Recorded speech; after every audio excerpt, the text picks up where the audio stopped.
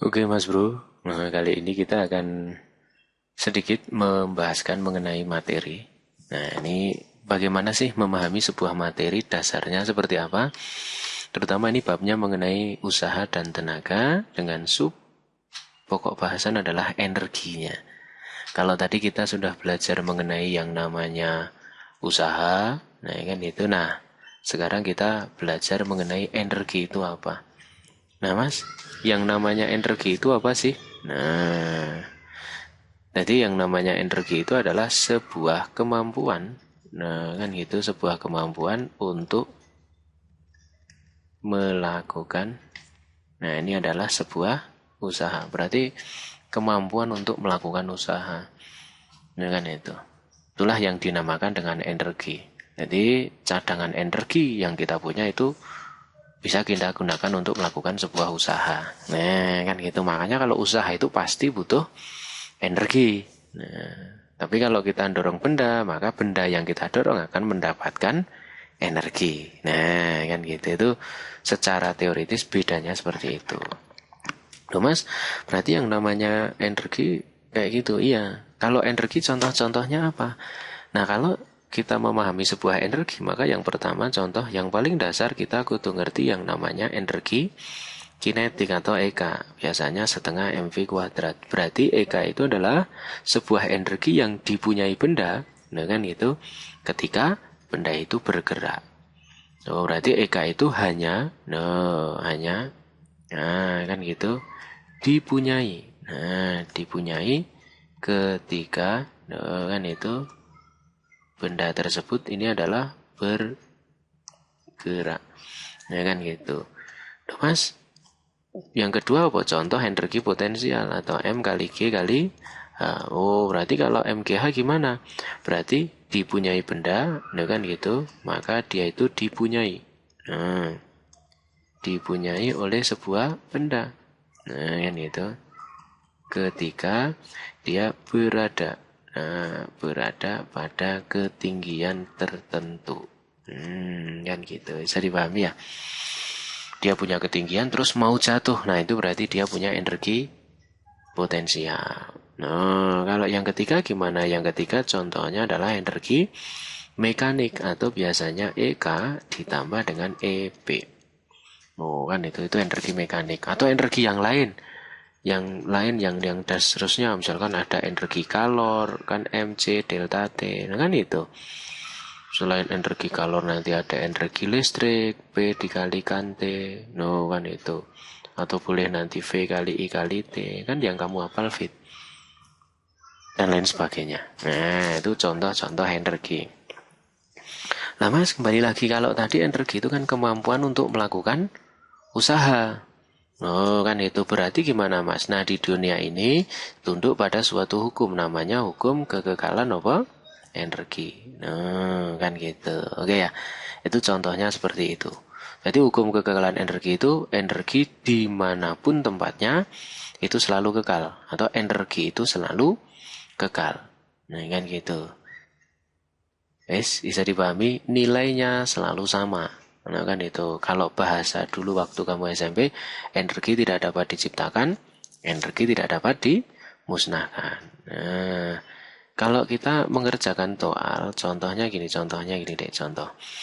Misal gini ya, ada sebuah benda nih, ada sebuah benda, nah kan itu, mula-mula di bawah.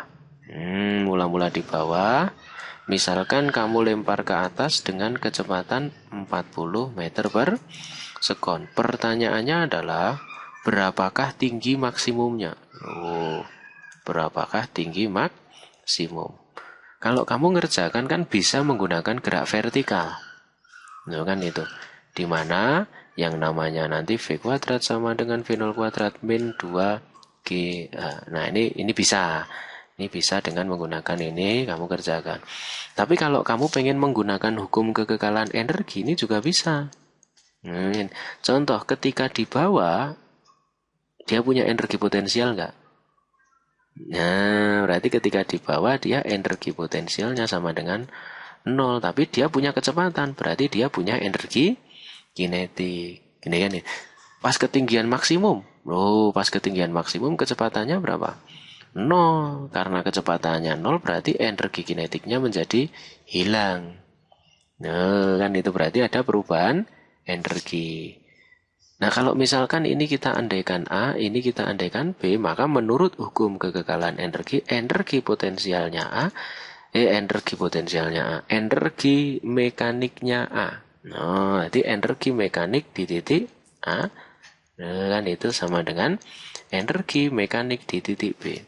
Berarti nanti E mekanik itu EPA ditambah dengan EKA sama dengan EPB ditambah dengan EK-nya yang B. Kan itu biasanya. Karena di A tidak ada ketinggian berarti kan 0. Tidak ada kecepatan berarti 0. EK itu nanti tinggal setengah MV A kuadrat sama dengan EP. M kali G kali H maksimum. Loh, M-nya kan dicoret. Nanti tinggal setengah VA kuadrat 1610 hanya yang B kan gitu. Coret ini hilang berarti tinggi maksimumnya 160 bagi 2. Berapa? 80 meter. Nah, itu contohnya gitu. Itu kalau contoh penggunaan yang namanya hukum kekekalan energi. Mas, emang kalau saya pakai cara yang ini bisa? Ya bisa, sama saja. Ketika di tinggi maksimum U0 berarti 0 kuadrat sama dengan 40 kuadrat min 2 gravitasi 10 dikalikan H. Pindahin berarti 20H sama dengan berapa itu? 1600. Coret ini hilang berarti hanya 160 dibagi 2 berarti hanya adalah 80. Loh, kan sama saja. Berarti contoh soal seperti ini bisa menggunakan dua cara. Bisa menggunakan gerak vertikal, bisa menggunakan hukum kekekalan energi. Nah, kan gitu. Itu contoh penggunaan yang namanya materi mengenai energi. Jadi di dunia ini yang namanya energi itu selalu kekal, hanya diubah. Contoh ini diubah dari energi kinetik diubah menjadi energi potensial. Tuh, energi kinetik diubah menjadi energi potensial. Nah, kan gitu. Oke ya.